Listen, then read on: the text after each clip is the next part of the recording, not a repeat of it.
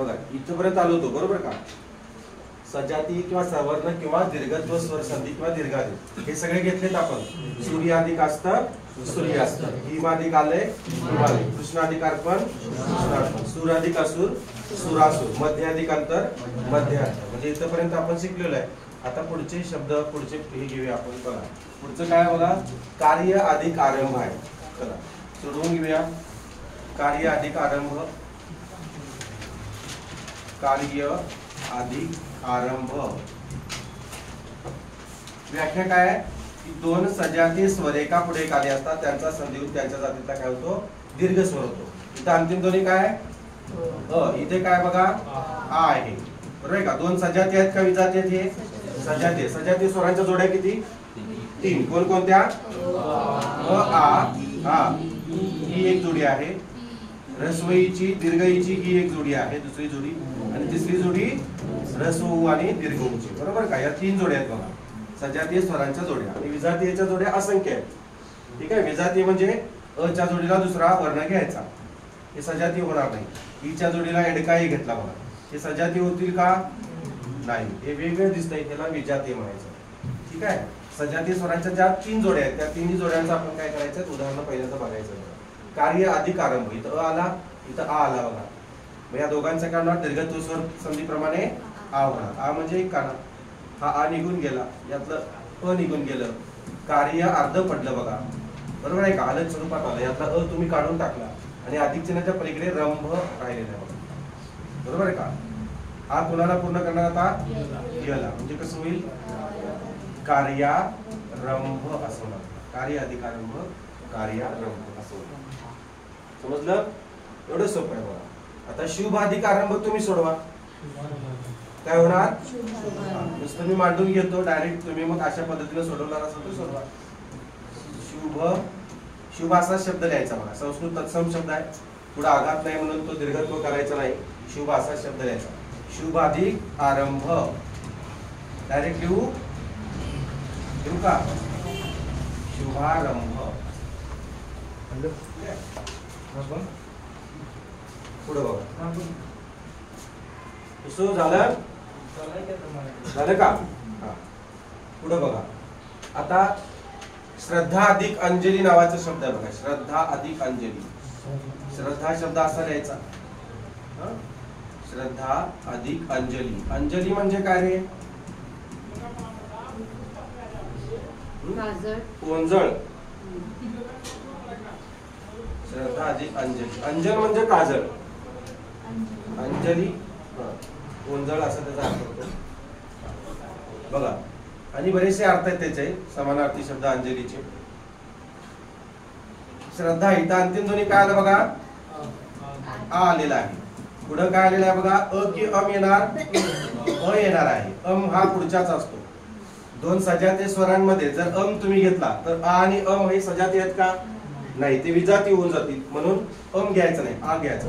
मग दोन सजातीय स्वर आहेत, त्या एका पुढे एक आले असतात, त्यांचा संधी होऊन त्यांच्या जातीतला दीर्घ स्वर आ होणार. कोण निघून गेलं, अ निघून गेलं, यातला आ निघून गेला बरोबर का.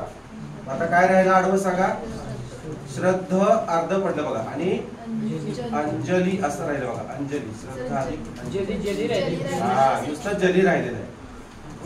ठीक आहे, म्हणजे तुमचं लक्ष आहे. अनुस्वार येणार का, येणार आहे. सांगा की अनुस्वार, हा अनुस्वार आहे तसा राहिलेला आहे, आणि जली बरोबर ना. आता कसं होणार सांगा, हा काना याला पूर्ण करणार. श्रद्धान. अनुस्वार कोणाच्या डोक्यावर होता रे, अनुस्वार कोणाच्या डोक्यावर होता बघा, अ च्या डोक्यावर. अ कोणामध्ये आहे, आ मध्ये आहे, म्हणजे इथे येणार तो. श्रद्धा, श्रद्धा अधिक अंजली, श्रद्धांजली. श्रद्धा अधिक अंजली करायचं नाही. श्रद्धा असा शब्द आहे का कुठं, दोन अर्थपूर्ण शब्द घ्यायचा आणि अर्थपूर्ण शब्द तयार करायचा असतो. श्रद्धा अधिक अंजली असं पाहिजे. श्रद्धा अधिक अंजली होणार नाही. ठीक आहे. कुसुम, हा मूलध्वनीमध्ये तो अम पकडायचा, तो अनुस्वार. एकूण 52 मूलध्वनी आहेत. नाही, त्यामध्ये अम घ्यायचाच की, फोड करतो ना, हा त्यावेळी तो हे कुसुम सांगा, समजून सांगतो तुम्हाला. कुसुम, आता अंजलीची फोड तुम्ही करणार आहे बरोबर. मूलध्वनी आपण अंजली या शब्दाची मूलध्वनी काढली समजा अंजली, तर तुम्ही कशी मूलध्वनी काढणार, अ अधिक अनुस्वार घ्यायचा, न वगैरे घ्यायचं नाही किंवा न्य असं ज च्या वर्गातलं ज च्या वर्गातलं घ्यायचं नाही, नुसतं असं करायचं. अधिक ज अधिक अ अधिक ल अधिक दीर्घ ई. आता 1 2 3 4 5 6 मूलध्वनी आहेत. म्हणजे तो पकडायचा तो. व्यंजन म्हटले की याला पकडायचं नाही. व्यंजन किती आहे त्याच्यामध्ये? 1 आणि 2, दोनच व्यंजन आहेत बघा. तुम्हाला विचारलं की अंजली या शब्दामध्ये किती व्यंजन आहेत, तर दोनच व्यंजन आहेत. काही जण याला व्यंजन म्हणून धरतात कारण तो असा उच्चार होतो म्हणून. परसवर्ण पद्धतीने मांडणी कशी होणार अंजलीची? असं होणार, अंजली असं होणार, बरोबर ना? हा, जसं आपण घंटा शब्द परसवर्ण पद्धतीने लिहिला बघा, कसा? असा लिहिला. का सांगा? अनुस्वारापुढे पहिल्या 5 वर्गातील ते आले, त्याच्या वर्गातला अनुनासिक इथं ज आलेलं आहे पहिल्या 5 वर्गातील. च च्या वर्गातला च छ ज जण्य म्हणून ते न्य घेतला आपण. येतं लक्षात? हा, ही परसवर्ण पद्धतीने मांडणी आहे आणि हे आपण मूलध्वनी काढल्या यातल्या. मूलध्वनी म्हणजे यांचे अधिक विभाजन होऊ शकत नाही. आता पुन्हा याचं विभाजन होऊ शकत नाही. बघा होते का? नाही, म्हणजे त्याला मूलध्वनी म्हणायचं, त्यांनाच वर्ण म्हणायचं. उसो पुढचं कोणतं आहे बघा? पुरुष अधिक अर्थ. या पुरुष अधिक अर्थ, पुरुष अधिक अर्थ. अंतिम ध्वनी काय येणार इथं? अ. त्यानंतर इथं काय येणार बघा? अ येणार. 2 सजातीय स्वर आहेत, एका पुढे एक आले, त्यांचा संधी होऊन त्यांच्या जातीतला दीर्घ स्वर आ येणार. हा अ निघून गेला, यातला पुरुष मधला अ निघून गेला. पुरुष काय झालं बघा? अर्ध पडलेला आहे, म्हणजे हल स्वरूपात आलं. यातला अ तुम्ही काढून टाकलेला आहे, बरोबर ना? हा, आणि अधिक चिन्हाच्या पलीकडे कोण आहे?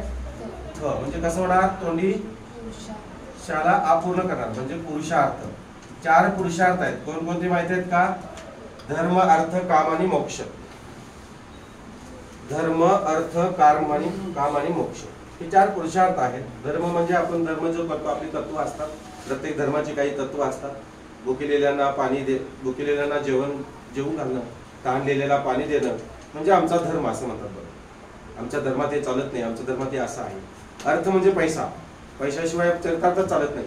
मोक्ष, काम म्हणजे काय? काम वासना, काम क्रीडा, प्रपंच करून परमार्थ साधायचा, त्यामध्ये थोडक्यात ते येते. आणि मोक्ष म्हणजे 75 वर्षानंतर मोक्षाला जाते माणूस. आलं लक्षात? धर्म अर्थ काम आणि मोक्ष. हे जीकेला विचारतात. जीकेला विद्याधिक आरंभ, पुरुषार्थ लिहिलं विद्याधिक आरंभ. बघा आता विद्या, पूर्वी जो विद्या लिहित होता तुम्ही असं द ला य, तर हे आता व्याकरणाने काढून टाकले. असं लिहायचं नाही, हे असं खडुगळं करायचं. समजलं का? हे असं लिहायचं नाही, लक्षात. विद्यालय वगैरे असं लिहायचं, विद्यालय असंच लिहायचं. विद्याधिक आरंभ काय अवघड आहे? अवघड आहे काय? इथं अंतिम ध्वनी सांगा आ, इथे सांगा आच आहे. 2 सजाती आहेत, काही विजाती आहेत, सजाती येत आहेत. त्यांचा संधी होऊन त्यांच्या जातीतला कोण? आच होणार. म्हणजे या दोघांनी एकत्र आले तर आच होणार. हा निघून गेला, निघून गेला. विद्यामधला विद्या अर्ध पडलं, बरोबर ना?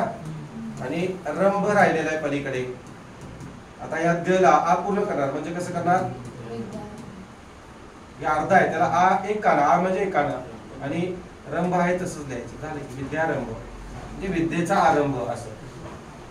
आता तुमचा विद्यारंभ झालेला आहे 1 फेब्रुवारी पासून आपली बॅच सुरू झालेली आहे. दुःख अधिक अर्थ. उसो दुःख अधिक अर्थ सांगा. दुःखार्थ होणार. दुःख अधिक अर्थ. तो पहिला उकार येणार दुःख, कारण विसर्गाच्या अलीकडील अक्षर स्व असते. दुःख अधिक अर्थ. बघा इथं अंतिम ध्वनी सांगा काय येणार? अंतिम ध्वनी अ येणार आहे. पुढे आ आहे. बघा 2 सजाती आहेत का विजाती आहेत? त्यांचा संधी होऊन त्यांच्या जातीला काय होणार? दीर्घ स्वर. आ म्हणजे काना. हा आ निघून गेला, यातला दुःख मधला अ निघून गेला. दुःख अर्ध पडलं बघा, बरोबर का?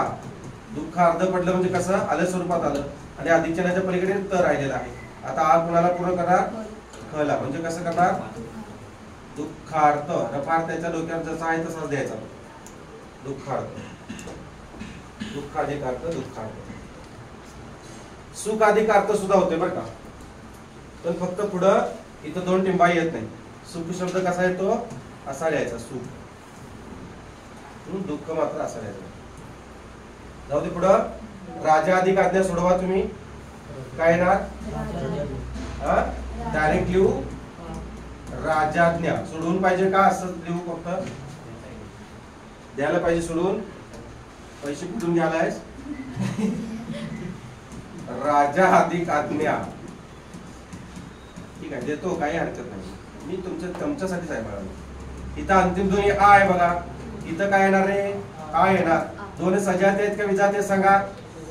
सजाती आहे का विजाती? सजाती आहे. त्यांचा संधी होऊन त्यांच्या जातीतला आ होणार. आ म्हणजे किती काने किती मात्रे? एक काना फक्त. ओजेवाला हो म्हणजे किती काने किती मात्रे?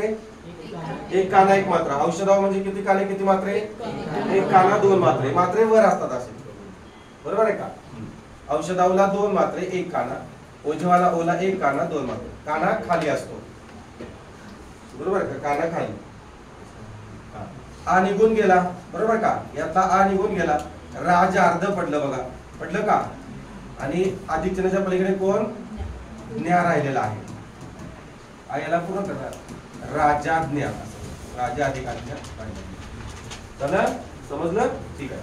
आता पुढचं बघा. कट अधिक अक्ष सांगा. कटाक्ष की कटाक्ष?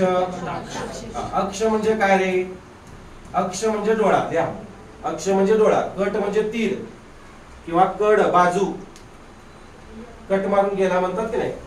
गाडीवरून मला कट मारून गेला, साईड कट मारा, हेअर कट. ठीक आहे. इथं काय येणार? काय येणार? इथं अ येणार. इथं काय येणार बघा? अच आहे. हे दोन सजाती आहेत का विजाती आहेत? त्यांचा संधी होऊन त्यांच्या जातीतला दीर्घस्वर. अ निघून गेलं. कट मधला अ निघून गेला. काय राहिलं मग? कट अर्ध राहिला आणि क्ष. चला सांगा, आ कोणाला पूर्ण करणार? कटाक्ष म्हणजे डोळ्याच्या कोनातून पाहणे. डोळ्याच्या कोनातून पाहणे. आता कसं कॉलेजमध्ये तुम्ही असं बसलेलं असता बघा, फळापुढा असतो, पण तुमचं असं असं असतंय बघणं, असतंय का? आता सरळ दाखवतो बघा. आपण फळापुढा असतो, आपण असं बसलेलं असतो पुढे बघा, पण असं बघतो आपण. म्हणजे डायरेक्ट बघितलं की शंका येते, आपण असं करतो. त्याला डोळ्यांच्या कडेनं म्हणायचं, समजलं? त्याला कटाक्ष म्हणायचं, समजलं? आता कृपा कटाक्ष याचा अर्थ काय रे? कृपा कटाक्ष, आमच्यावर कृपा कटाक्ष टाका, आमच्यावर कृपा करा. म्हणजे कृपापूर्वक तुम्ही काय करा, आमच्याकडे जरा थोडस, संपूर्ण नको पण थोडस लक्ष द्या आणि ही आमची गरज मारा, असं म्हणतात. ठीक आहे, झालं? आता दीप अधिक आवली.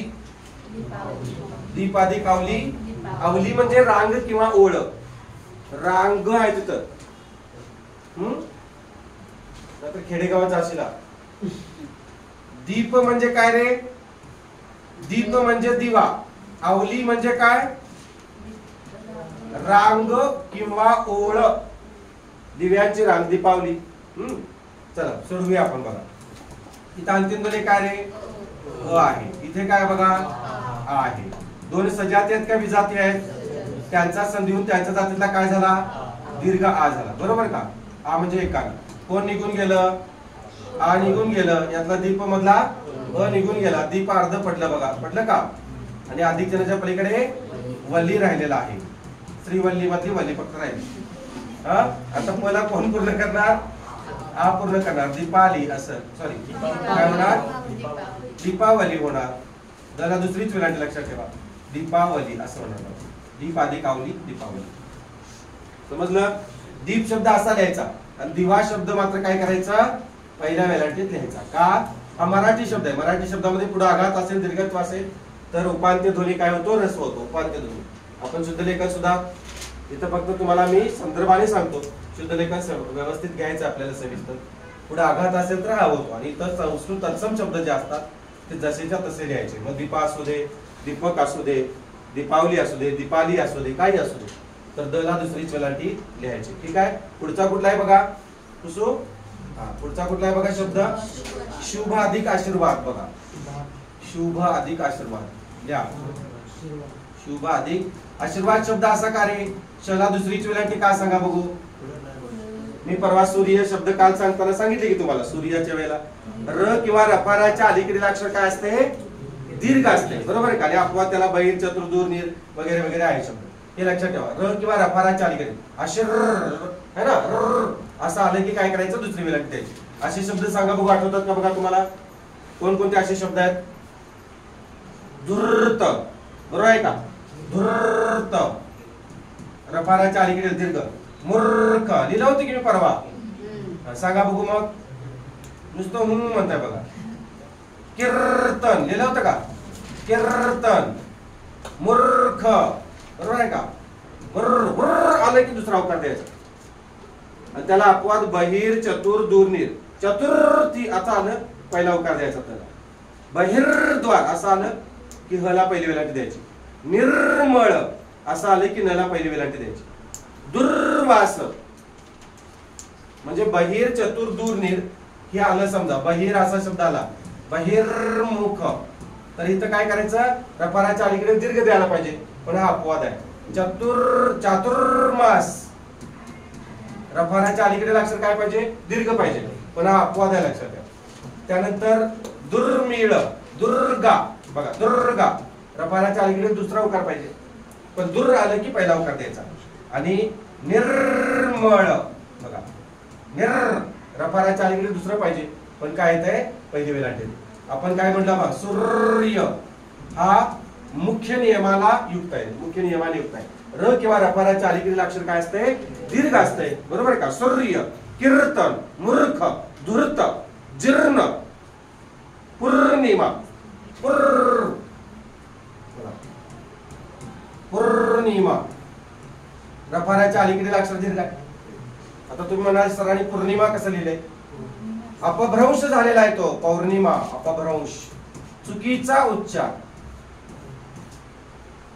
आपली मराठी भाषा जी आहे ती संस्कृत, प्राकृत आणि अपभ्रंश, परवा सांगितले की तुम्हाला. मूळ पटेल नावाचा शब्द आहे, तर तो अपभ्रंशाने, चुकीचा उच्चार. भ्रंश म्हणजे उच्चार, अप म्हणजे चुकीचा. चुकीच्या उच्चाराने काय झाला, पटेलचं, पटेल मूळ संस्कृत शब्द आहे, त्याचं पाटील झाला. पटेल पटेल पटेल पटेल पटेल पाटील पाटील असं.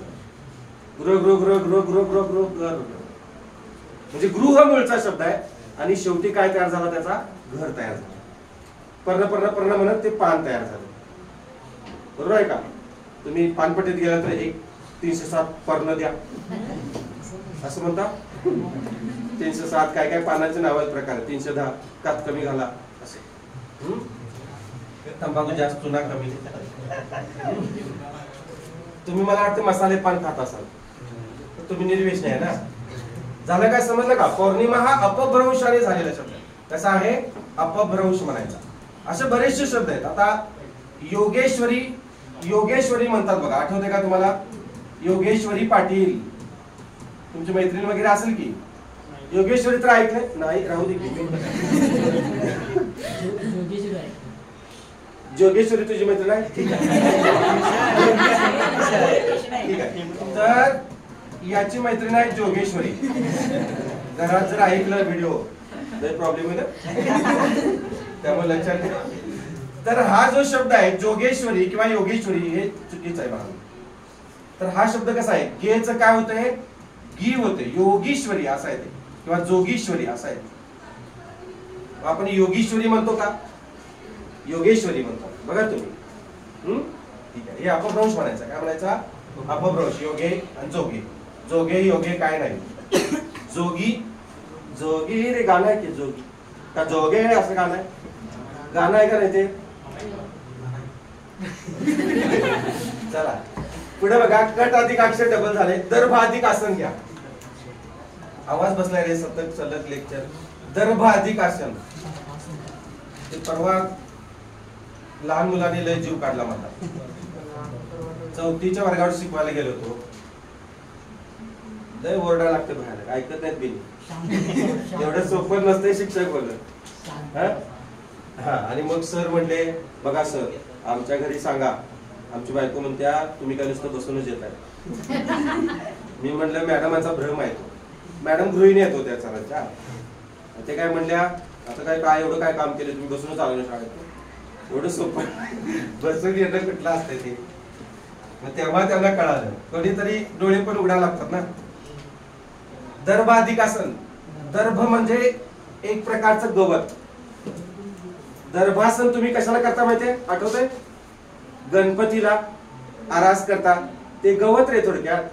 सर आपल्या ऑफिस मध्ये आणले दर्भासन, बरोबर आहे का? असं हे नवीन आता आले बघा, ते गवताचे असं ते हे असते गालीच्या थोडक्यात होते, आले की आता ते हा कार्पेट आले बघा ते गवताचं. ते दर्भाधिक आसन म्हणजे दर्भासन, गवताचं आसन म्हणायचं त्याला. ठीक आहे, बघा चला इथं अंतिम ध्वनी काय रे? इथं काय बघा आ आहे. अ किंवा आ यांच्या पुढे हा दोन सजातीय स्वर, सॉरी दोन सजातीय स्वर आहेत, त्यांचा संधी होऊन त्यांच्या जातीला काय होणार? दीर्घ स्वर होणार. त्यांच्या जातीला दीर्घ स्वर कोणता? आ म्हणजे एका ना एक मात्रा, बरोबर? एकच मात्रा फक्त. हे निघून गेलं, दर्भ मधला अ निघून गेला, दर्भ अर्ध पडलं आणि अधिकच्या पलीकडे काय राहिलंय? सन. हा आता काय होणार? सॉरी दर्भचा रफा राहिला, मग कसं होणार सांगा? दर्भा सन असं होणार. दर्भ अधिक आसन, दर्भासन. दर्भ म्हणजे गवत आणि दर्प म्हणजे एक प्रकारचा वास. दर्प म्हणजे काय? एक प्रकारचा वास. कुटाने खाल्लं की दाताचा वास येतोय. ठीक आहे, चला पुढे. भाषा अधिक अंतर, भाषा अधिक अंतर, बरोबर आहे, सोडवा. भाषा अधिक अंतर. अंतर असा शब्द लिहायचा, आ अंतर लिहायचा नाही. आता हा आ अंतर का लिहायचा नाही ते सांगतो मी तुम्हाला. कारण एक नियम आहे आपल्या शुद्ध लेखनामध्ये. काय नियम आहे माहिती आहे का? जसं जोडाक्षराच्या अलीकडील अक्षर ह्रस्व असते, तसं अनुस्वाराच्या अलीकडील अक्षर ह्रस्व असते, रफाराच्या अलीकडील अक्षर ह्रस्व असते. हे बघितले का आपण? बघितलं ना? तसं सेम टू सेम अनुस्वाराच्या अलीकडील अक्षर ह्रस्व असते. कसं बघा, किती सोपं आहे बघा. पुढे अनुस्वार असेल, हा बघा पुढे अनुस्वार आहे, तर पाठीमागची वेलांटी काय होते? ह्रस्व होते. दीर्घ नाही, ह्रस्व होते. ऐका, ह्रस्व, त्याला काही अपवाद आहे. कुठलं दीर्घ आहे? आशीर्वाद तो नियम वेगळा आहे बाळा, रफाराचा नियम आहे. हा अनुस्वाराचा नियम सांगायला तुला. एकूण 18 नियम आहेत शुद्ध लेखनाचे. तो र किंवा रफाराचा नियम आहे, जोडाक्षराचा नियम, अनुस्वाराचा नियम, विसर्गाचा नियम. विसर्ग म्हणजे काय? दोन टिंबा. या विसर्गाच्या अलीकडील अक्षर ह्रस्व असते. बघा दुःख, जर विसर्गाच्या अलीकडील अक्षर ह्रस्व नसतं तर मग दुःख असं लिहिलं असतं आपण, म्हणजे चुकीचं आहे, बरोबर का? तर कसं येणार? दुःख असंच येणार, कारण विसर्गाच्या अलीकडील अक्षर ह्रस्व असते, अनुस्वाराच्या अलीकडील अक्षर ह्रस्व असते. मग हे शब्द तयार करता तुम्ही, किंवा अनुस्वार युक्त जरी असला तरी तुम्ही असं करू शकता, अनुस्वार युक्त असं. आता इथं बघा, शिंदे, गुंड आहे का? अनुस्वाराच्या अलीकडील अक्षर किंवा अनुस्वार युक्त अक्षर काय असते? ह्रस्व असते. मग हा अ जो आहे तो ह्रस्व आहे का दीर्घ आहे? ह्रस्व आहे. म्हणजे तुम्ही आंतर असं लिहिणार का हो?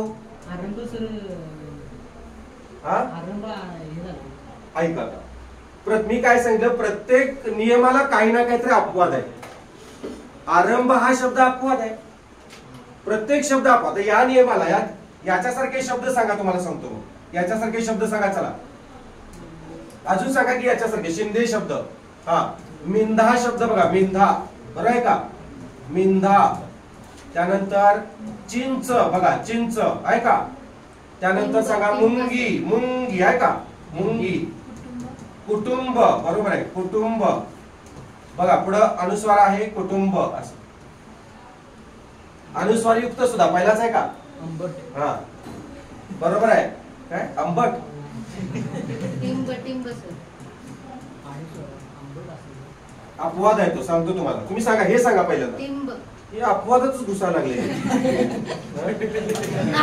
म्हणजे हा पिक्चरचा शेवट पहिल्यांदा दाखवलाय. याचा पिक्चर कोण बघणार सांगा? सांगा, असे शब्द सांगा, चला. टिंब, बरोबर आहे, टिंब. प्रत्येकाने एक कार्य करत चला, की मी इथं वर्गात आलेलो आहे, मी एक उत्तर दिलं, याचं समाधान मला आहे. सिंधू, सिंधू.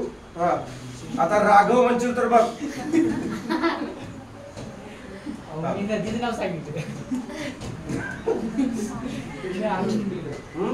कळालं त्याला राघव का म्हणलं मी ते. सिंधूची एक मालिका होती माहितीये का? आमच्या शेजारी एक आजीबाई, सिंधूची मालिका बघा, सिंधूची मालिका. कुठली सिंधू? इथं आमच्या सिंधूला तोंड देताना माझ्या मला लाठी आलाय. संपला की हे आणा आणि ते आणा. आणि इथं सिंधू आणि हिंदू. पुढे अजून समजलं का? आता यालाही काही शब्द अपवाद आहेत. उदाहरणार्थ रवींद्र हा शब्द अपवाद आहे. महिंद्र हा शब्द अपवाद आहे. महिंद्रा गाडी अपवाद आहे. महिंद्रा कंपनी. हे तुझा आंबट अपवाद आहे. कारण का? आंबा असा शब्द येतो, लक्षात घ्या. अंबा या शब्दाचा हे अर्थभेद करणारे शब्द आहेत, अंबा आणि आंबा. कारण हे आंबा या शब्दाचा अर्थ होतो पार्वती, बरोबर का? अंबा या शब्दाचा अर्थ पार्वती होतो. आणि आंबा एक चव म्हणजे एक आंबट चव असणारं फळ, आंबट फळ, एक फळ म्हणायचं त्याला, एक फळ किंवा फळांचा राजा, फळांचा राजा आहे. मग बघा, आंबट म्हणजे ही चव आहे ना, का अंबाबाईचं हे आहे? पार्वती संदर्भात आहे का शब्द? नाही, याच्या संदर्भात आहे, म्हणून तो आंबट आहे, म्हणजे अपवाद आहे. बघा, समजलं का? आंबा. त्यानंतर आता अंबा आपल्या नियमात येतोय, मूळ नियमात अंबा शब्द अंबा येतोय, लक्षात. अंबा, अंतर, त्यानंतर अंग, हे शब्द आपण काय म्हणतो? अंग म्हणतो. हे जरा अंग घास, आंघोळ कर असं म्हणतात बघा. तर हे आंघोळ नसते बाळांनो, काय असते? अंघोळ असते, अंघोळ. का सांगा? अनुस्वाराच्या अलीकडे अक्षर ह्रस्व आणि हे सगळे त्याला अपवाद. शिंक नावाचा शब्द त्याला अपवाद आहे बघा.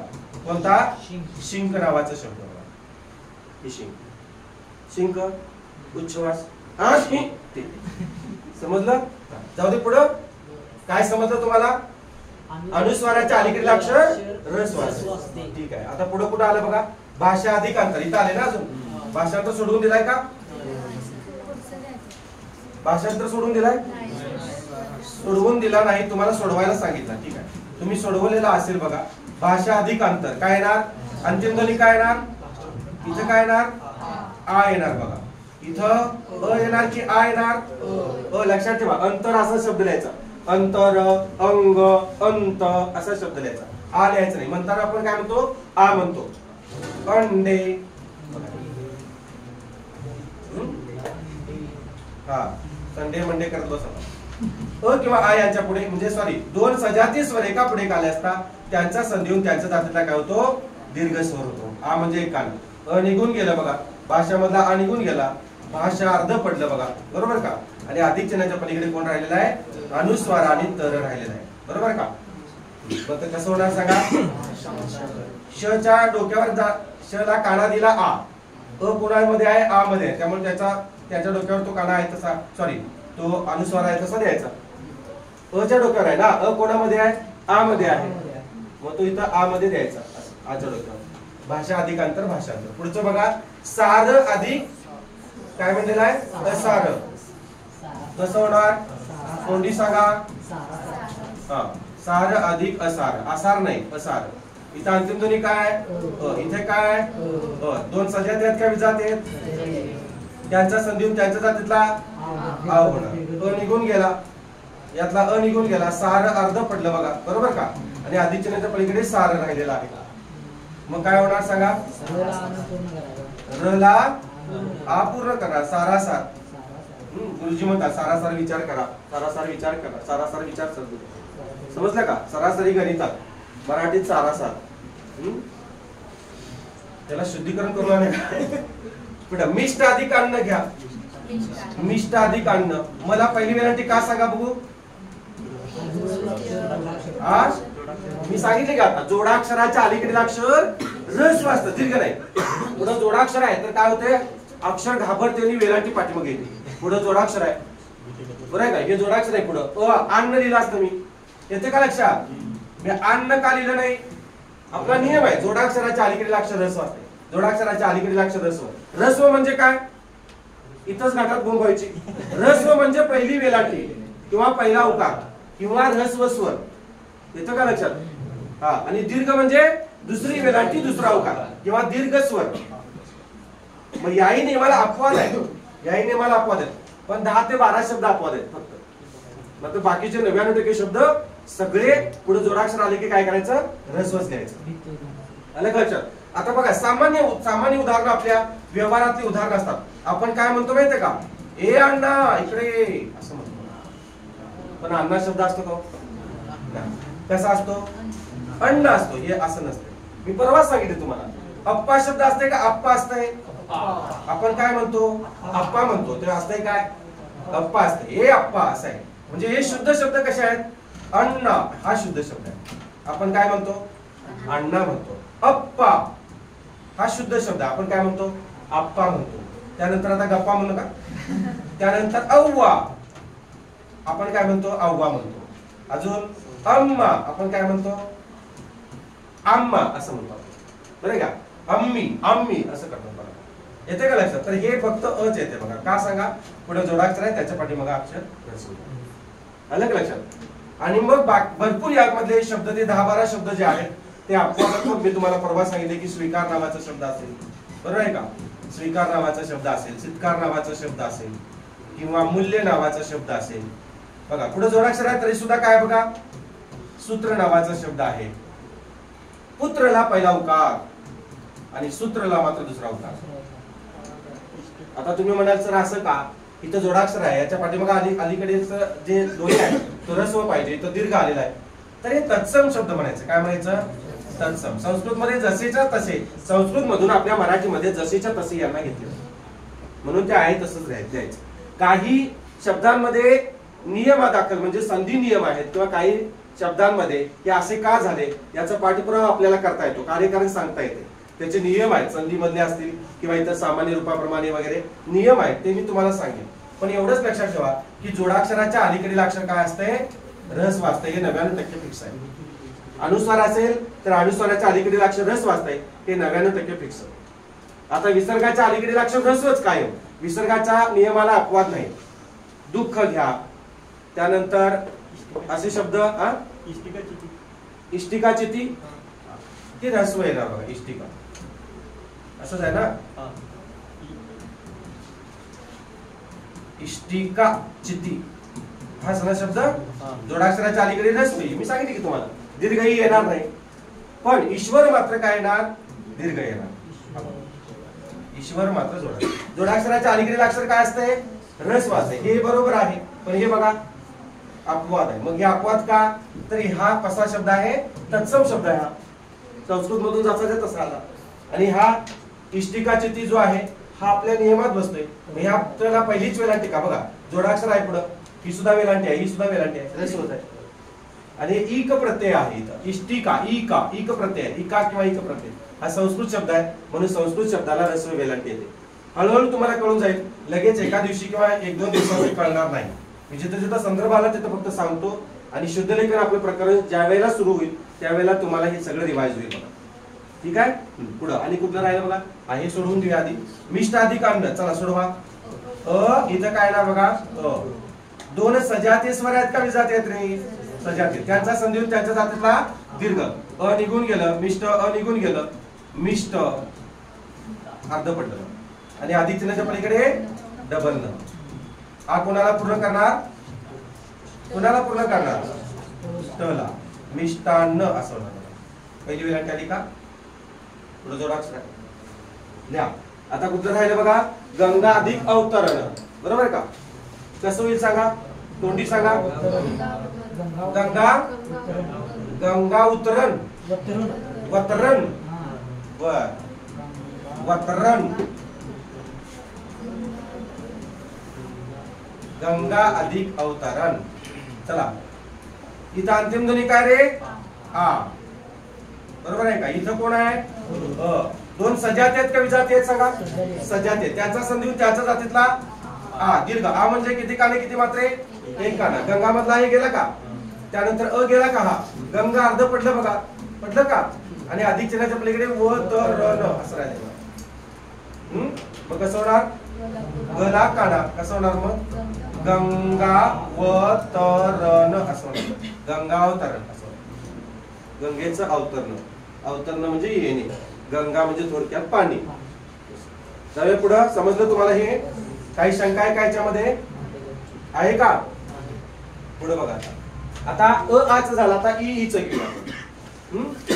इ म्हणजे रस्व इ आणि दीर्घ इ. बरोबर का? हे सजातीयच आहेत का विजातीय आहेत? सजातीयच आहेत बघा. पहिला शब्द काय बघा? कवी अधिक इच्छा. आता हा कसा तयार होईल सांगा?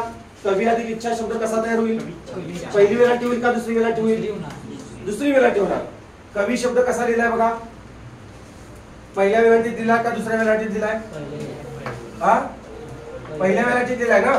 तर लक्ष द्या, नुसता कवी लिहायचा असेल, आता इथं बघा कवी अधिक इच्छा असा शब्द लिहिलेला आहे का?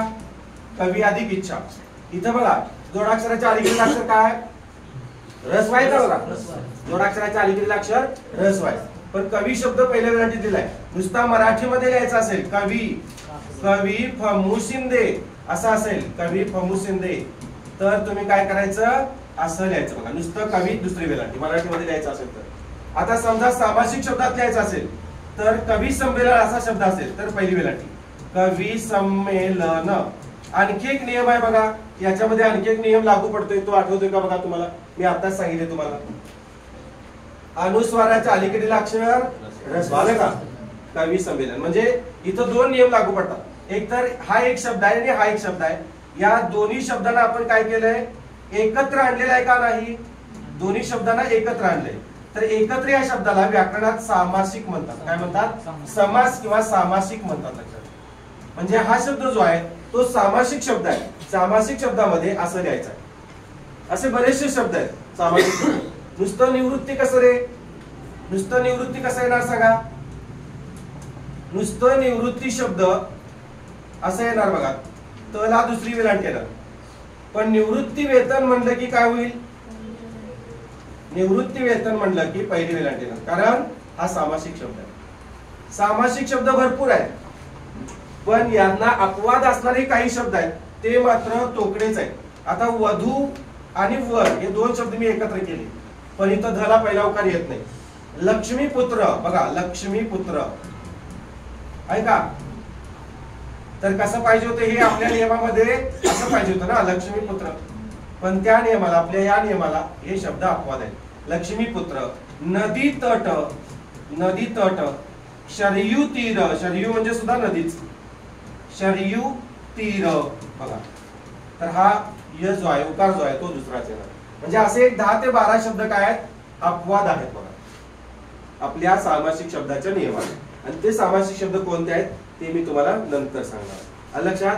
आपला संदर्भ काय आला इथं? कवी अधिक इच्छा संदर्भ आहे, म्हणून तुम्हाला सांगतो बघा. आता कवी कसं लिहिणार? कवी असंच लिहायचं इथं संदिग्ध शब्दामध्ये आहे, म्हणून पहिली वेलांटी लिहायची. तुम्ही ओळखत असताना सुद्धा हे का सांगतोय मी तुम्हाला? समजा कविच्छा नावाचा शब्द आला आणि 4 पर्याय दिले आणि याचा योग्य संधी विग्रह ओळखा. मग ते योग्य संधी विग्रह कसं लिहिलेलं असते? अ, ब, क आणि ड मध्ये लिहिलेलं असते. मग इथं पहिली असते, कधी इथं दुसरी असते, इथं क व असते, इथं कवा असते किंवा कवी असते. मग या अधिकजनाच्या पलीकडे इच्छा, मग असा पण देतात इच्छा. आता आपण हा घेऊया, आपला नियमाचा घेऊया. इच्छा, इथं इच्छा असं येते बघा, इथं छा येते नुसतं आणि इथं इच्छा येते. आपल्याला जर हे माहित नसेल तर सगळंच एकसारखंच वाटतंय, सेमच वाटतंय. मग कुठला लिहू असा गोंधळ निर्माण होते, बरोबर का? आजपर्यंत आपल्याला हे माहितच नव्हतं, त्यामुळे आपल्याला सोडवता येणार आहे का? नेमकी सगळंच योग्य वाटते आपल्याला. कवी हे पण बरोबर वाटते, असलं इच्छा पण बरोबर वाटते आपल्याला. पण हा इच्छा शब्द जो आहे तो बाळांनी येणार नाही का सांगा? आपल्या नियमाला काय सांगतो इथं? जोडाक्षराच्या अलीकडे अक्षर ऱ्हस्व असते.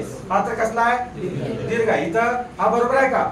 हा बरोबर आहे, हा बरोबर आहे, हा चुकला, हा चुकला. म्हणजे हे 2 पर्याय कट झाले बघा, इथंच कट झाले.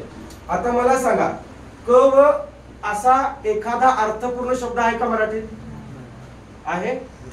नुसता छा आहे असू शकतो, नुसता छा, छो, छा, छा छा असंही होऊ शकते. पण असा शब्द मी तरी वाचलेला नाही, होऊ शकते म्हणले. म्हणजे हे कट पद्धतीने गेलं का? राहिला हा पद्धत बघा. हे बघा आहे का? जोडाक्षराच्या अलीकडे अक्षर ऱ्हस्व आणि कवी संदिग्ध शब्दामध्ये पहिलीच वेलांटी लिहायची. नुसता मराठीत आला की दुसरी वेलांटी लिहायची. समजलं? हा. तर बघा आता ही कवी अधिक इच्छा दीर्घत्व सजाती आहेत ना, हे 2 बघा इथं आहेत का? चे आपण उदाहरण बघितले. आता ई चे बघायचे, हे सगळे ई नियुक्त होणार. मग उ चे सुद्धा आहेत, म्हणजे याच्या पुढच्या पानावर उ चे आहेत. चला सोडवा. इथं अंतिम ध्वनी काय? ऱ्हस्व ई आली का? पुढे कोण आहे बघा? ऱ्हस्वची आहे. हे 2 सजाती आहेत का विजाती आहेत? त्यांचा संधी त्यांच्या जातीतला दीर्घ. बरोबर आहे का? दीर्घ ही म्हणजे कुठली वेलांटी रे? ही अशी वेलांटी का अशी वेलांटी? 1 नंबरची का 2 नंबरची? 2 नंबरची. म्हणजे ही अशी वेलांटी. समजलं का? शब्दाला अशी वेलांटी आहे. शिरोरेषा ही बघा इथं. आता हा ई निघून गेला. बरोबर आहे का? याचा हा ई निघून गेला. काय अर्ध पडलं रे? क अर्ध पडलं आणि अधिकच्या पलीकडे छा राहिलेला आहे. आता हा ई कुणाला पूर्ण करणार? वला. म्हणजे कसं होणार? हे आलं का बघा? कविच्छा. आपला जोडाक्षराचा नियम काय रे? जोडाक्षराचा नियम काय? जोडाक्षराच्या अलीकडील अक्षर रस लागते. पण हा काय झाला बघा? दीर्घ. म्हणजे आपल्या त्या नियमाला हा शब्द अपवाद. येते लक्षात?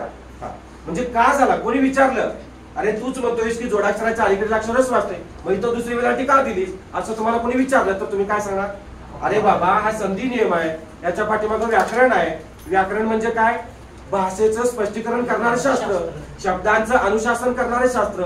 हा शब्द असा का झाला हे सांगणारे शास्त्र आहे त्याच्या पाठीमागं. बरोबर आहे ना? तुम्ही म्हणताय नाही याच्या पाठीमागं काहीतरी शास्त्र असू शकते, काहीतरी घटना घडली किंवा काहीतरी असंही आहे. मग तुम्ही म्हणताय ह्याच्या पाठीमागं काहीतरी शास्त्र आहे. असं का घर बांधलंय? तुम्ही म्हणताय हे काहीतरी वास्तुशास्त्रानुसार बांधलंय, काहीतरी शास्त्र आहे त्याच्या पाठीमागं. येते का लक्षात? असं का वागताय तुम्ही, असं का करताय, किंवा तुम्ही हा कार्यक्रम अशा पद्धतीने का ठेवला? नाही, त्याच्या पाठीमागं काहीतरी शास्त्र आहे म्हणून आम्ही असा कार्यक्रम ठेवलेला. म्हणजे कार्यकारण. जिथं कार्य आहे तिथं कारण आहे ना? जिथं कार्य आहे तिथं कारण आहे. तिथं लक्षात. जाऊया पुढं. कवी अधिक इच्छा. कवी इच्छा कसा आलं? ठीक आहे. पुढे बघा लिहून घेतलंय पुसून.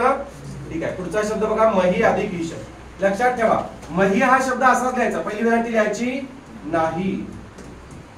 लक्षात ठेवा म्हणजे की ते लक्षातच ठेवायचं. आता हे दोन अर्थपूर्ण शब्द आहेत. मही म्हणजे पृथ्वी. लिहून ठेवा. मही म्हणजे पृथ्वी. ईश म्हणजे राजा धनी पती मालक. आठवतंय? मही म्हणजे पृथ्वी. ईश म्हणजे राजा धनी पती मालक. मग ईशा म्हणजे काय? कालच विषय झाला आपला. ईशा म्हणजे काय? आता इथं ईश म्हणजे राजा आहे. मग ईशा म्हणजे राज्ञी. धनी धनी, पती पत्नी आणि मालक मालकीन. म्हणजे राज्ञी, धनीन, पत्नी आणि मालकीन म्हणजे ईशा. आणि ईश म्हणजे राजा धनी पती मालक. राहिलं लक्षात? आणि मही म्हणजे पृथ्वी. आलं लक्षात? माही नव्हे मही. अंतिम ध्वनी सांगा चला. इथं अंतिम ध्वनी काय? रस्वई आहे का दीर्घई आहे? दीर्घ आहे. हो, दुसरी वेलांटी आहे ना. इथं कोण आहे? दीर्घच ई आहे. दोन सजाती आहेत का विजाती आहेत? त्यांचा संधी होऊन त्यांच्या जातीतला दीर्घ. आई निघून गेला. निघून गेला. मह अर्ध पडलं. बरोबर आहे का? यातला आपण वेलांटी काढली ना, यातली अर्ध पडलं. अधिकच्या पलीकडे कोण आहे? श आहे. आता हा ई कोणाला पूर्ण करणार? ही दुसरी वेलांटी कोणाला पूर्ण करणार? फला पूर्ण करणार. म्हणजे कसं होणार? महिष आहे का? हे असं दिले बघा महिष. आता काही जणांच्या मनामध्ये महेश आला असेल बघा. मही अधिक ईश महेश तयार होते. कोणाकोणाच्या मनामध्ये आलं होतं हे महेश तयार होईल असं? प्रामाणिकपणे सांगा. हात वर करा. आला असणार की नाही? मही अधिक ईश महेश आलं होतं मनामध्ये. महेश तयार होईल असं आलं होतं? तुझ्या येणार नाही. आलं होतं का? नाही आलं. नाही आलं ते चांगलं आहे. कारण महेश हा शब्द या नियमात येत नाही. दीर्घत्व स्वर संधी मध्ये येत नाही किंवा दीर्घादेश मध्ये येत नाही. हा गुणादेश मध्ये येतो बाळा. तिथं महा अधिक ईश होते. मग आज आच्या पुढे ई आलं मग ते सजाती होते, विजाती होते. गुणादेश आहे तो. हे लिहून झालं. महिष म्हणजे काय रे? महिषपती बाहुबली. महिष म्हणजे पृथ्वीचा राजा, पृथ्वीचा मालक, पृथ्वीचा धनी, पृथ्वीचा राजा. राजा धनी पती मालक. समजलं? जाऊया पुढे पुसू. अभि अधिक इष्ट. चला अभि अधिक इष्ट. बारकाव्याने लक्ष द्या. समजून सांगणार आहे. हे सोडवा बघू तुम्ही. अभि अधिक इष्ट सोडवा. कुठली वेलांटी येणार? पहिली वेलांटी. अभिला पहिलीच वेलांटी का?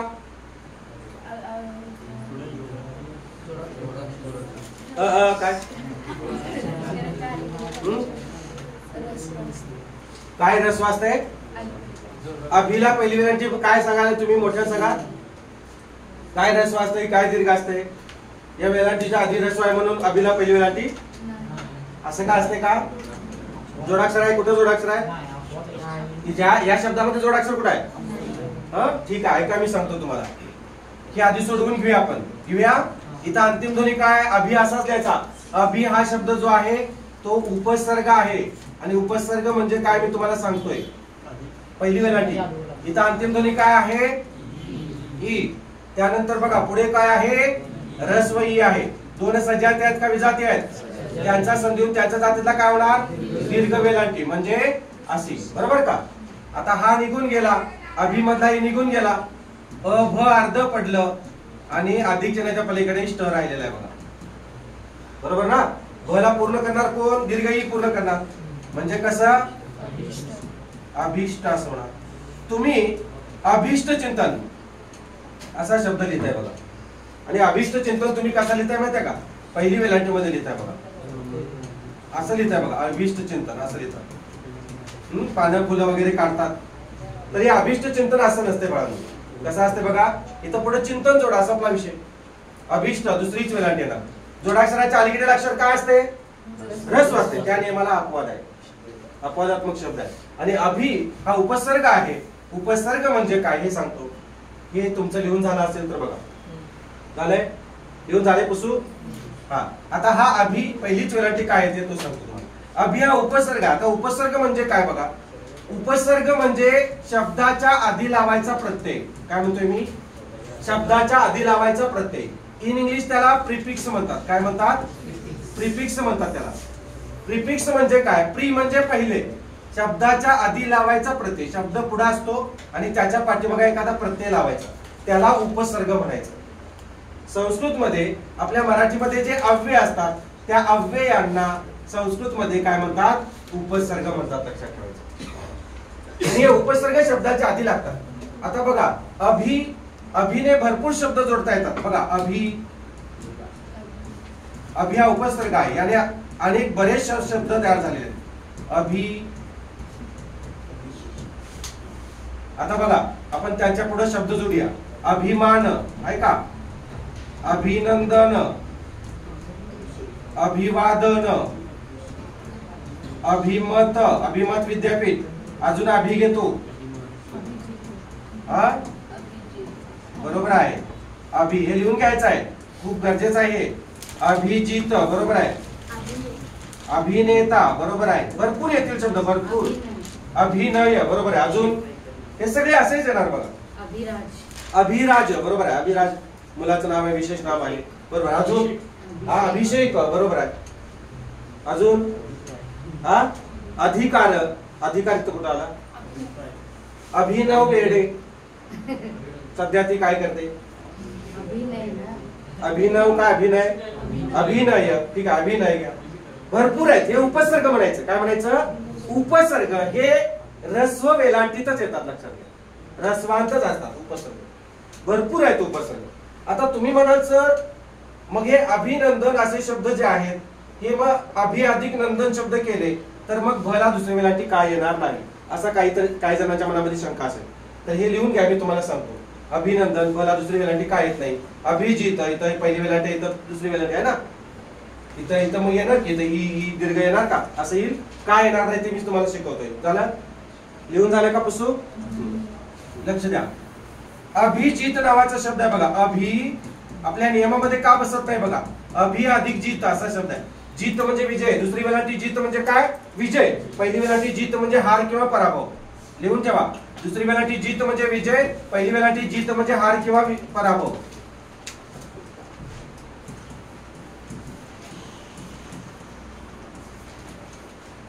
आता बघा अभिजित. आता लक्ष द्या.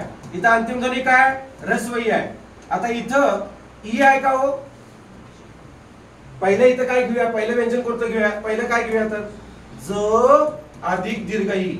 बरोबर आहे का? मग पहिल्यांदा इथं ज घ्यायला पाहिजे आपल्याला. मग हे होईल का असं? दीर्घत्व स्वरसंधी होईल. या दोघांना एकत्र आणलं तर होईल? दीर्घ ई होते? नाही होणार. त्यामुळं अभिजित हा दीर्घत्व स्वरसंधीने होणार नाही. उपसर्ग आहे तसा घ्यायचा अभि. आणि पुढे जित जोडायचं, संपला विषय. अभि हा उपसर्ग घ्यायचा, पुढे मान जोडायचा, संपला विषय.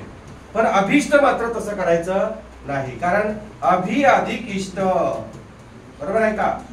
हा ई आणि हा ई त्यांचा दीर्घत्व होणार, यातला ई निघून जाणार, हा ई निघून जाणार, आणि जो दीर्घत्व आहे तो या भला पूर्ण करणार. येते का लक्षात? म्हणून अभिष्ट शब्द मात्र भला दुसरी वेलांटी येते, पहिली वेलांटी येत नाही. अभिनंदनला मात्र काय होते रे? अभिनंदनला काय होईल?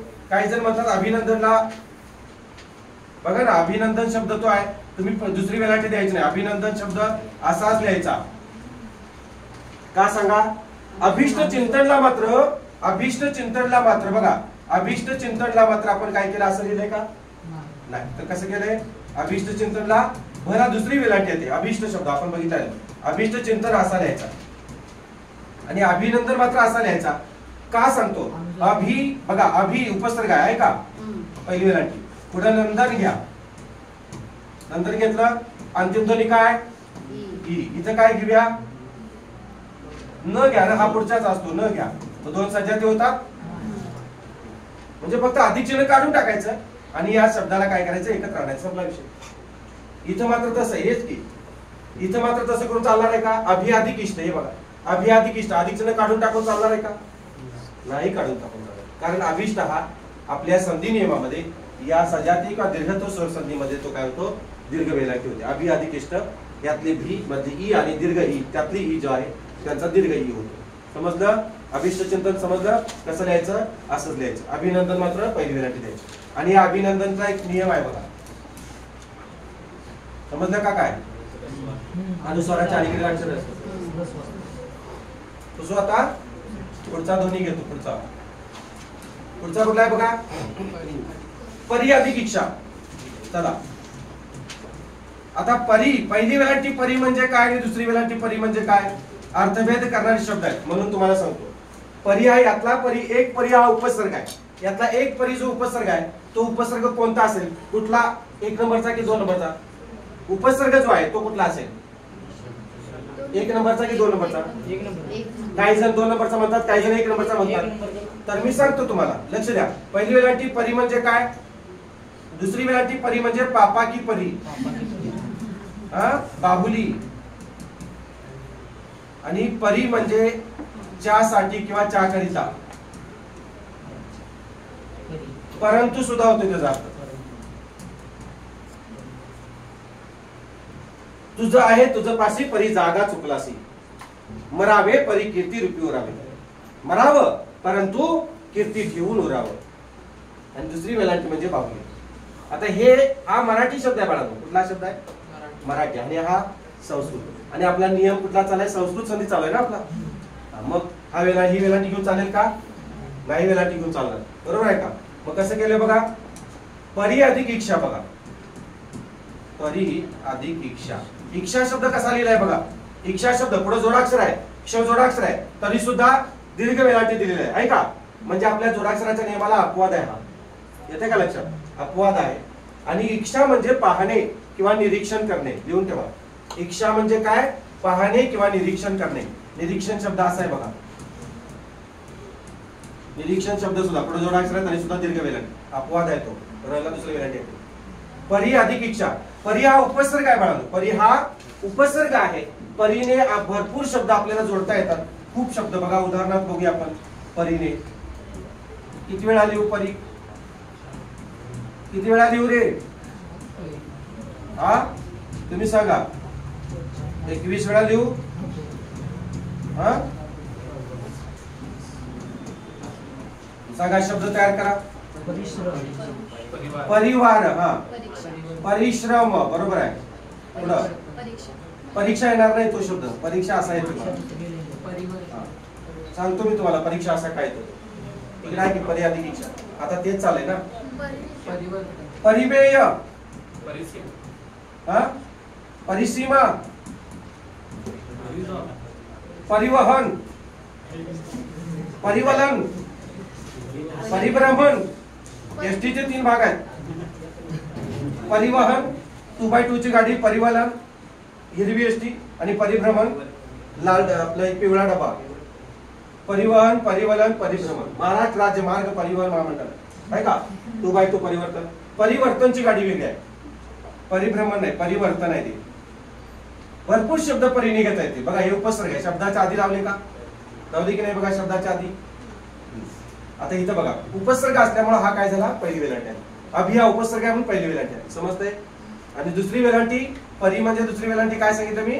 भावनी. ठीक आहे. आता इथं बघूया, आपण सोडवून घेऊया. यांनी असं सांगितलं परीक्षा पहिली वेलांटी येते म्हणून सांगितलं. दुसरी वेलांटी काय येते इथं सिद्ध होते बघा. इथं पहिली वेलांटी आहे, बरं आहे का? अंतिम ध्वनी ही आहे, रस्व आहे. इथं कोण आहे बघा? दीर्घई आहे. दोन सजाती आहेत का विजाती येते? सजाती. त्यांचा संधी होऊन त्यांच्या जातीला काय होणार? दीर्घ स्वर होणार, बरोबर आहे का? दीर्घ स्वर म्हणजे कुठली वेलांटी? दीर्घ वेलांटी. हा ई निघून गेला, परी मधला ई निघून गेला, पर अर्ध पडलं, पडलं का? पर अर्ध. आणि अधिक चिन्हाच्या पलीकडे एक क्षार राहिलेला आहे. आता कोण होणार? परीक्षा होणार. परी अधिक इक्षा परीक्षा. बघा पहिली वेलांटी देऊन चालेल? संधियुक्त शब्द आहे. आणि परीक्षा शब्द हा पहिलीच वेलांटी देतात. स्पर्धा परीक्षा मार्गदर्शन केंद्र आणि बोर्डवर असतोय पहिली वेलांटी. आता आज कसं शिकवत असते? मज्जाच सगळी. दुसरी वेलांटी पाहिजे, स्पर्धा परीक्षा मार्गदर्शन केंद्र. तुम्ही बघा जाऊन, पहिलीच वेलांटी दिलेली असते. तर ती पहिली वेलांटी नाही बाळांनो, दुसरी वेलांटी परीक्षा. यांनी पण कोणतरी पहिली वेलांटी सांगितली बघा. जाऊ दे पुढं. हे पुस्तक सगळं उपसर्ग लिहून घेताय ना, हे असं सगळं लिहून घ्यायचं फळ्यावर. जे जे काही फळ्यावर येते ते तुमच्या वहीमध्ये पाहिजे, टिपून घ्यायचं सगळं. लहान मुलांसारखं स्कॉलरशिपच्या वगैरे. पुढचं घ्या, स्त्री अधिक इच्छा. सोडवणार तुम्ही? वय वय स्त्रीची इच्छा. चला सांगा, इथं अंतिम ध्वनी काय रे? ई आहे का? रस्वई आहे का दीर्घई आहे? दीर्घई. इथे रस्वई आहे. दोन सजाती आहेत का विजाती आहेत? त्यांचा संधी होऊन त्यांच्या जातीतला दीर्घ झाला का? हा निघून गेला, हा निघून गेला. श्री अर्ध पडलं, श्रेय अर्ध पडलं बघा. आणि अधिक चिन्हाच्या पलीकडे छार राहिलेला आहे, बरोबर? हा दीर्घ कोणाला पूर्ण करणार? श्रेयला पूर्ण करणार. संपला. चला अजून आहे पुढं. अजून पुढचं काय की हे श्रीच्छा म्हणजे काय? श्री म्हणजे कोण कोण? श्री म्हणजे कोण? अरे श्री म्हणजे कोण सांगा ना गड्यानो. श्री म्हणजे लक्ष्मी. श्री म्हणजे लक्ष्मी. श्री म्हणजे गणेश. गणेशाला श्री म्हणतात. श्री म्हणजे श्रीमान, श्रीयुत, श्रीमंत. बहुमानदर्शक शब्द आहेत. हिंदू धर्मामध्ये स्त्री असं लावतात बघा. स्त्री निवृत्ती आनंद साधतो ते. स्त्री म्हणजे श्रीयुत, श्रीमान, बहुमानदर्शक शब्द.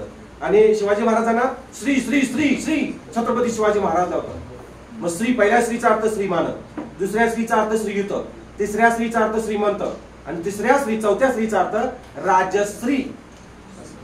नंतर सांगेन मी तुम्हाला. राजश्री हा जो आहे तो राजघराण्यातील स्त्री व्यक्ती म्हणजे श्रीमान व्यक्ती असं, श्रीमंत व्यक्ती असं. आणि राजश्रीचा अर्थ होतो राजलक्ष्मी सुद्धा होते. राजलक्ष्मी, श्री म्हणजे लक्ष्मी आहे का? श्रीच्छा म्हणजे लक्ष्मीची इच्छा, गणेशाची इच्छा असं. घरातल्या श्रीमानाची इच्छा, आवनची इच्छा. ठीक आहे का? हा पुढे बघा. परी अधिक इच्छा, स्त्री अधिक इच्छा, मुनी अधिक इच्छा घेऊया आता. मुनी म्हणजे कोण हो? साधू, बरोबर आहे. मुनी म्हणजे साधू, साधू मुनी. सोडवा बघू तुम्ही. येईल का सोडवायला? काय अवघड नाही आहे. इथं अंतिम ध्वनी काय रे? रस्वई. इथं काय बघा? दोन सजाती आहेत का विजाती आहेत? त्यांचा संधी होऊन त्यांच्या जातीतला दीर्घ करायस्व दीर्घ. इच्छा शब्द बरोबर आहे ना? हा ई निघून गेला, मुनी मधला निघून गेला, तर काय होणार? मून अर्ध पडलं आणि अधिक चिन्हाच्या पलीकडे छा राहिलेला आहे. आता हा ई कोणाला पूर्ण करणार? नला. म्हणजे कसं होणार बघा? मुनिच्छा. आपल्या जोडाक्षराचा नियम काय रे? जोडाक्षराच्या अलीकडे अक्षरच वाचते, पण हा त्याला अपवाद आहे. आणि का अपवाद आहे हे कळालं तुम्हाला इथं. तो संधियुक्त शब्द असल्यामुळे अपवाद. तुम्ही सांगू शकता कुणाला पण. परीक्षा शब्द अपवाद आहे, बरोबर आहे. परीक्षा पुढे जोडाक्षर आहे, पहिली वेलांटी यायला पाहिजे, पण तो अपवाद आहे. दुसरी वेलांटी येते परीक्षाला. समजलं का? परीक्षाला पुढं नुसतं न इच्छा आहे ना, तिथं एक्शन जोडलं तरी ते सेमच होते बघा.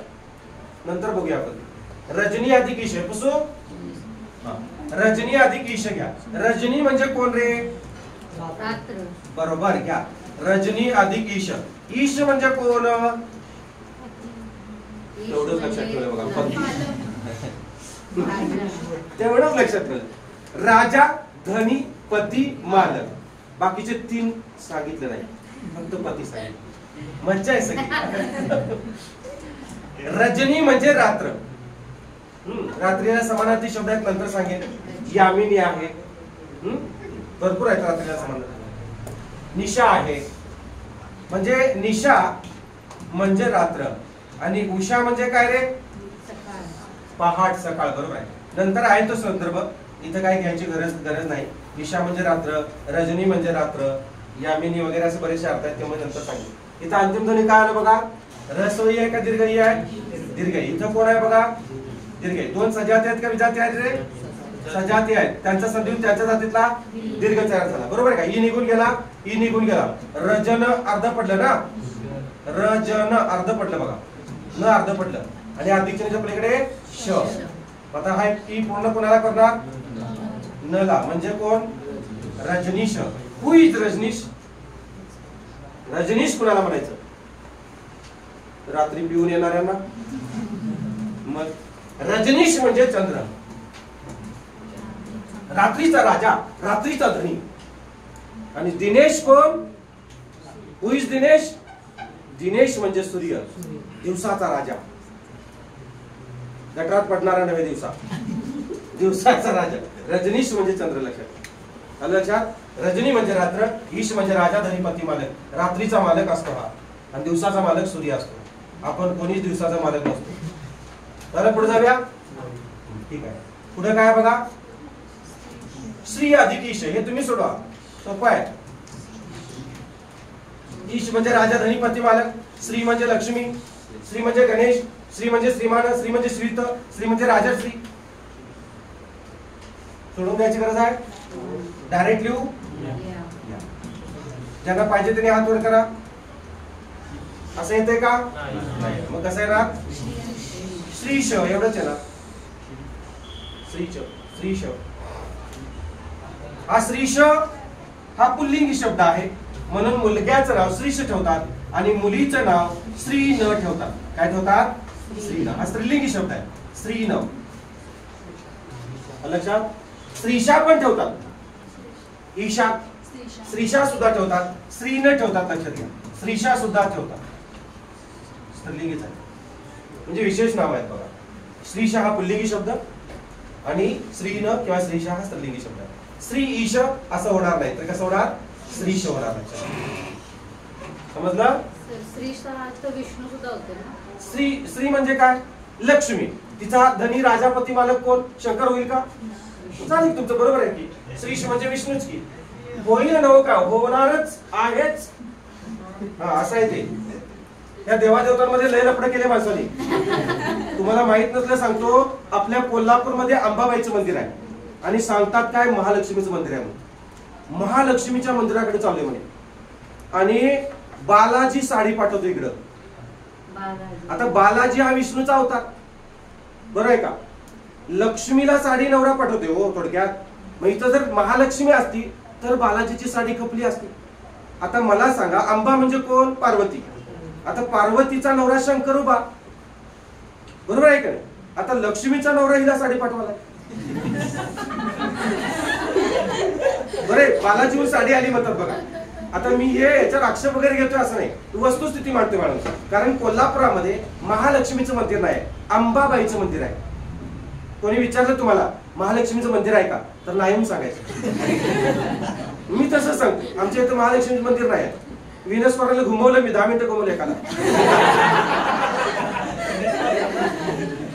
मला म्हटलं महालक्ष्मीच्या मंदिराकडे जायचंय. म्हणलं कुठल्या महालक्ष्मीच्या मंदिराकडे? अहो इथं कोल्हापुरात. म्हणलं कोल्हापुरात मंदिरच नाही आहे. मला म्हणजे तुम्ही कुठल्या गावचे? मी तर माझा जन्म तिथं झालाय, चिप्याला जन्म झालाय म्हटलं माझा.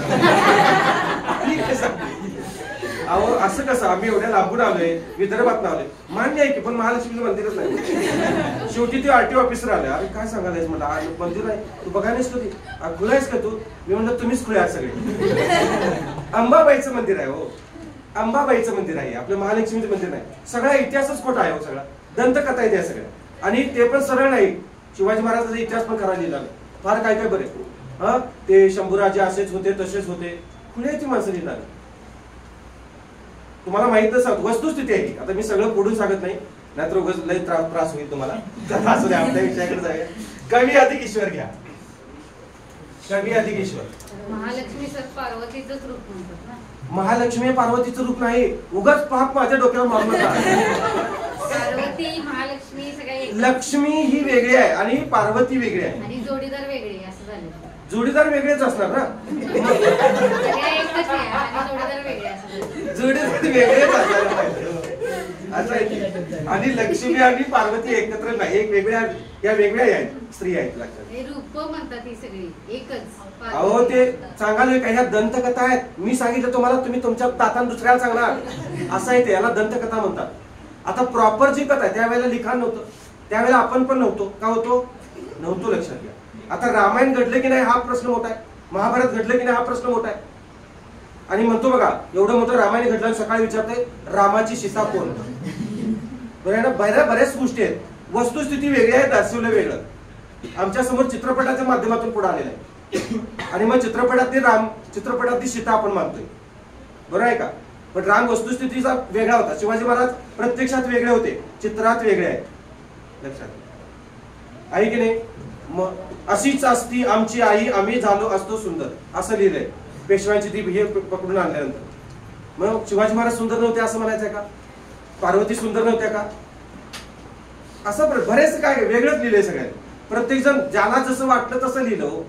आमच्या आजा पंजानी सांगितलं, आम्ही मग दुसऱ्याला फॉरवर्ड केलं, अपभ्रंश झाला. लक्षात, बऱ्याचशा गोष्टींचा अपभ्रंश झालाय, नुसत्या शब्दांचाच नाही तर कथांचा, माणसांचा, जीवनाचा अपभ्रंश करून टाकलाय माणसाने. येते का लक्षात. आता शिवाजी कोण होता, शिवाजी कोण होता असं पुस्तक लिहिलं गोविंद पानसरे यांनी.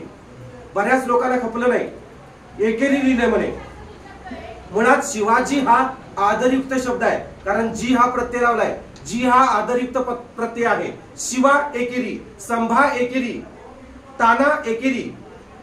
लक्षात येते का बघा. तानाजी, ताना एकवचनी, शिवाय एकवचनी, ताना एकवचनी, संभा एकवचनी. जी प्रत्यय लावला की तो आदरार्थी अनेक वचन होते. जी, पंत, साहेब, महाराज असे जे प्रत्यय आहेत ते लावले शब्दाला की ते आदरार्थी अनेक वचन होतात. नुसतं पाटील एक वचनी, पाटील साहेब म्हणले की अनेक वचन. नुसतं अनिल एक वचन, अनिल राव म्हणले की अनेक वचन होते. तसं नुसतं शिवा एक वचन, शिवाजी म्हणले की अनेक वचन होते. लक्षात ठेवा. म्हणजे शिवाजी कोण होता असं म्हटले. मग बरेचसे साहित्यिक म्हणले, अरे यांनी एकेरीच उल्लेख केलाय, शिवाजी कोण होता. शिवाजी कोण होते असं म्हणायला काय गेलं होतं यांचं, असं बरेच जण म्हटले. म्हणजे त्यांना त्या पुस्तकातून दाखवून काय द्यायचं आहे, शिवाजी कोण होता याचा अर्थ शिवाजी कसा घडला. म्हणजे शिवाजी लहानपणापासून त्याच्यामध्ये त्यांनी वर्तवलेला आहे. शिवाजी महाराज कोण होते हे पुस्तकाला टायटल दिलं असतं तर कोणी घेतलं असतं का. शिवाजी कोण होता त्यांच्या व्ह्यूने त्यांनी व्यवस्थितच लिहिलं होतं, पण साहित्यकारांनी त्याचा अपभ्रंश करून टाकला. बऱ्याचशा अशा गोष्टी आहेत मॅडम, बऱ्याचशा. आता शिवाजी महाराज आपल्या शिवाजी विद्यापीठाचं नामकरण करायला चालले होते लोक. मग उद्धव ठाकरेंनी ते बंद केलं, तो प्रस्ताव नामंजूर केला. कारण का, आता श्रीमती नाथीबाई दामोदर ठाकरसी विद्यापीठ मुंबई आहे, त्याचं मग शॉर्टकट मध्ये तुम्ही काय केलं, SNDT विद्यापीठ मुंबई केलं. तसं इथं सुद्धा काय करणार तुम्ही, आता शिवाजी विद्यापीठात चाललंय असं मी रोज म्हणतोय किंवा तुम्ही म्हणताय, पण जर छत्रपती शिवाजी महाराज विद्यापीठ कोल्हापूर असं केलं तर तुम्ही काय म्हणणार, शॉर्टकट मध्ये म्हणणार.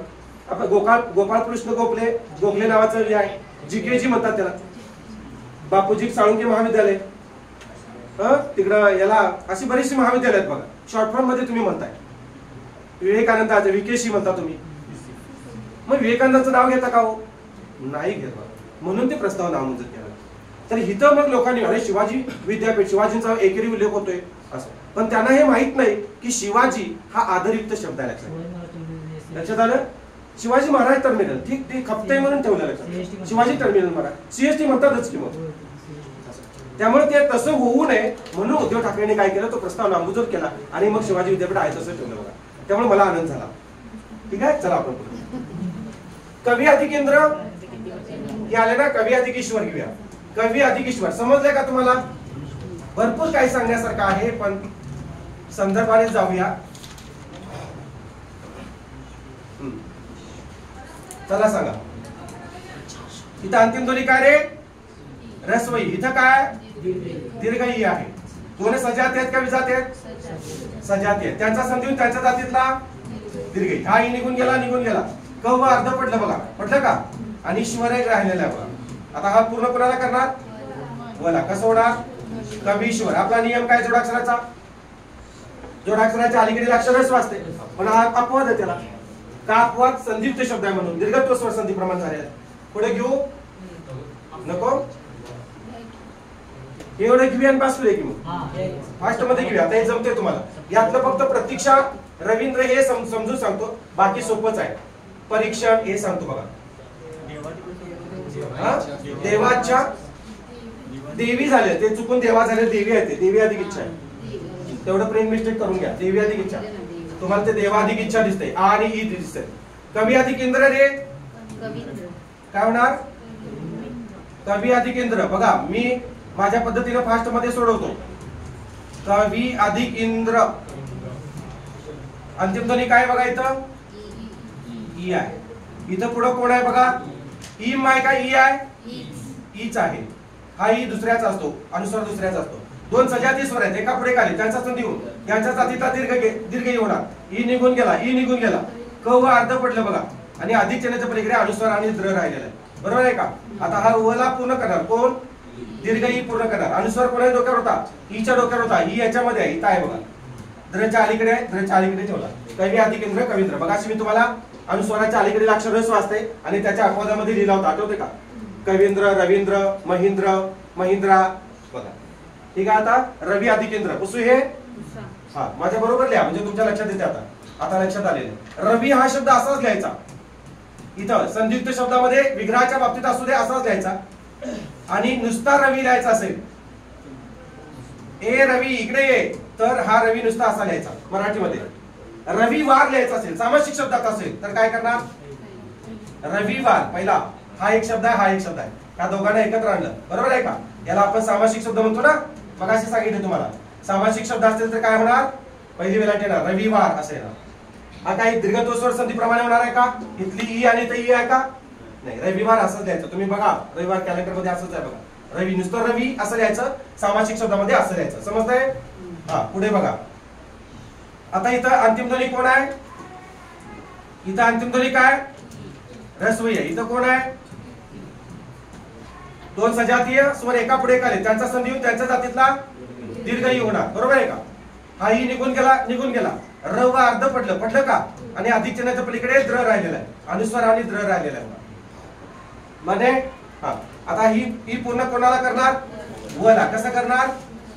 वला दुसरी वेलांटी, अनुस्वार द्रच्या अलीकडे आहे, ई मध्ये आहे, ईच्या डोक्यावर दिला होता. रवींद्र. मग असं सांगितले तुम्हाला, आपल्या अनुस्वाराच्या अलीकडे अक्षर रस्व असतात, त्याला नियम अपवाद आहे.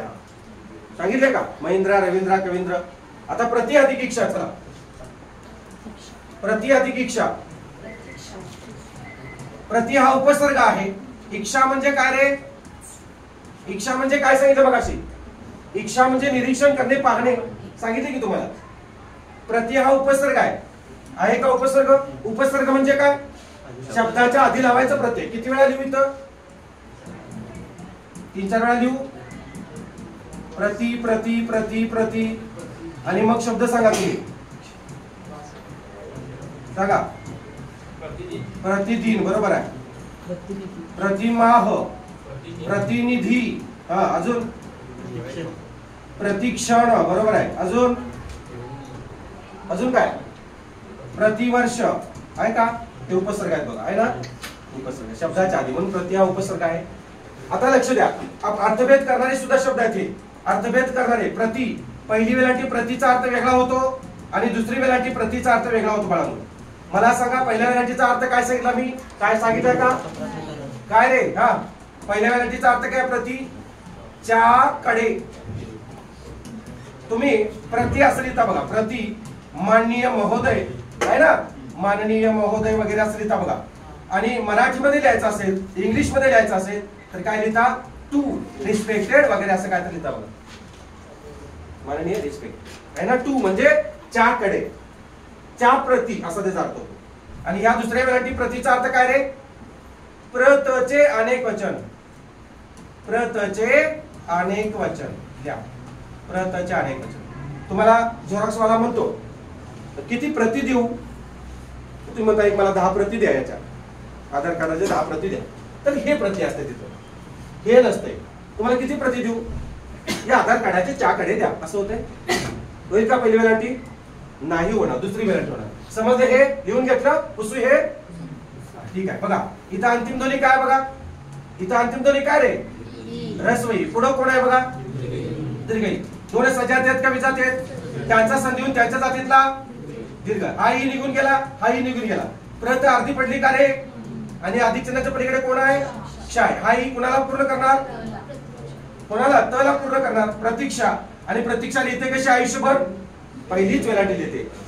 बरोबर आहे ते? नाही. तर तिला प्रतीक्षाला सांगा, बाई तुझी वेलांटी दुसरी आहे. ती म्हणेल का ग बाई? तर त्याला म्हणायचं ही संधियुक्त शब्द आहे. 2 सजाती स्वर एका पुढे एक आले असता त्यांचा संधी होऊन त्यांच्या जातीला दीर्घ स्वर होतो, म्हणून तुझी वेलांटी दीर्घ आहे असं सांगा तिला. बरोबर होऊन जातं. तिला नाही कळालं वही आणि पेन घेऊन समजून सांगा. हा जोडाक्षराच्या नियमाला अपवाद आहे हा बळा. हे अपवाद मग काय सांगालोय?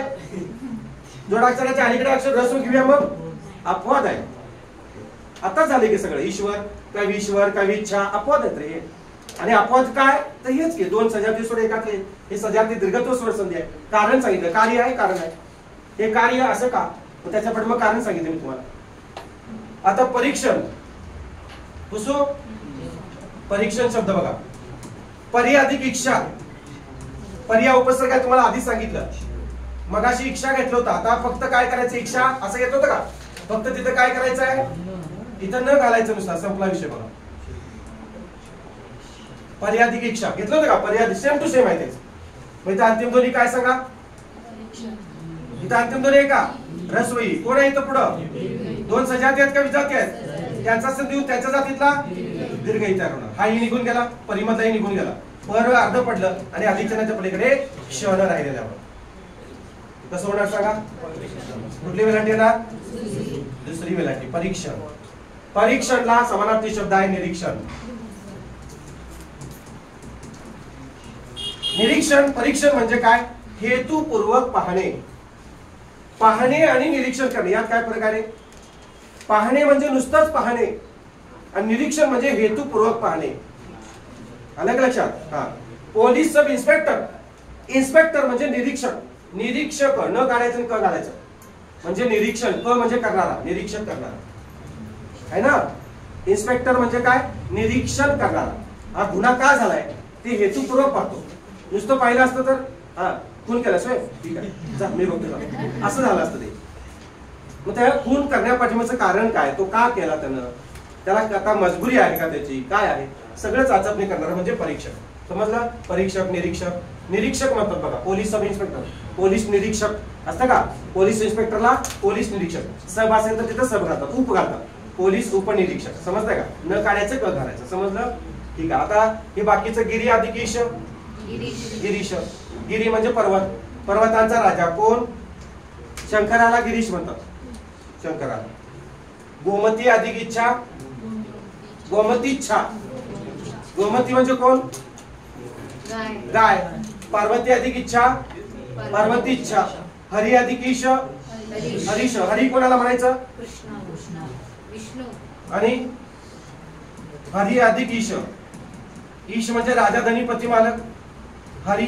इथं अंतिम ध्वनी ई आहे, पुढे ई आहे. 2 सजाती स्वर एका पुढे आले त्यांचा संधी होऊन त्यांच्या जातीला दीर्घ स्वर होणार. बरोबर आहे का? हा निघून गेला, निघून गेला. ह ला अर्ध पडलेला आहे आणि अधिक चिन्हाच्या पलीकडे श राहिलेला आहे. आता र ला कोण पूर्ण करणार? हा दीर्घ वेलांटी पूर्ण करणार. हरीश झालं बघा. हरी अधिक ईश. हरी अधिक ईश. हरीश. आणि हरीश म्हणजे हरी म्हणजे माकड, विष्णू, सिंह आणि घोडा. मी माझ्या मनाचं काही लिहित नाही. एवढे एवढे मोठे 2 शब्दकोश आहेत. सगळे तोंडपाठ आहेत. काही पण विचारा. रात्रंदिवस तेच करत बसले. बायको याची अशी एकदा की एकदा रागाने आपटल्या जेव्हा की जेवण गार झालं असं. तर एकदा कुणीतरी एक प्रश्न विचारलेला असतो आणि मग ते तेवढंच नाही. मी त्याच्या पाठीमागचं पुढचं सगळं उकल करायला. त्याला पहिलीच वेलांटी का? त्याला दुसरीच वेलांटी का? मी शुद्धलेखन शिकवायचं ना तुम्हाला, त्याचे सगळे अर्थ सांगायचे असतात. मला अचानकच रात्रीचं मेसेज येतो, कोणतरी विचारतंय, हा आमच्या मुलीचं हे नाव ठेवलंय बघा आणि याचा अर्थ योग्य सांगा. मग मी स्पष्टीकरणासहित अर्थ सांगतो. काही जण मला विचारतात मुलीचं नाव ठेवायचं आहे, योग्य एखादं नाव सांगा. आता एक जण परवा काय ते टाकलं, प्रियांश म्हणजे काय. मी म्हटलं श्रीयांशचा अर्थ मला माहित आहे. श्री म्हणजे काय, लक्ष्मी, लक्ष्मीचा अंश तुझं पोरग किंवा पोरगी. त्याचं अपभ्रंशाने श्रेयांश केलं. आता हा प्रियांका आणि अंकुश या दोघांचं ते प्रियांश होतं, हे मला नंतर कळालं. प्रियांका मधलं प्रि, अंकुश मधला अंश असं केलं त्यानं आणि प्रियांश केलं त्याचं. मग मी म्हणले शब्दकोशात कुठंच नाही आहे. शिवांश ठीक आहे, शिवाचा अंश, शंकराचा किंवा शिवाजी महाराजांचा अंश, हे ठीक आहे. आता आणखी आले बघा, रियांश, रिषभ आणि काहीतरी तिचं नाव अंकिता वगैरे असेल किंवा असं काहीतरी असेल, मग ते रियांश म्हणे. असं सगळं गुल्लू काय म्हणतात, त्या पोरांचं सगळं वाटलं करून ठेवलं. आता त्यांना इंटरव्ह्यूला विचारलं तर पोरं काय सांगतील, आईचं आणि बापाचं मिळून आहे नाव माझं. ठीक आहे, झालं हे समजलं. थांबूया इथं, उद्याच्या भागाला दुसरा हे करूया आपण. ठीक आहे, उद्या काय आहे बघा. अरे उद्या सोमवार आहे नव्हे, उद्या हे पुढचं आहे, दुसरी. ठीक आहे, उद्या सुट्टी असते, परवा दिवशी घेऊया. ठीक आहे, सर्वांचे मनपूर्वक आभार. शुभ दिवस.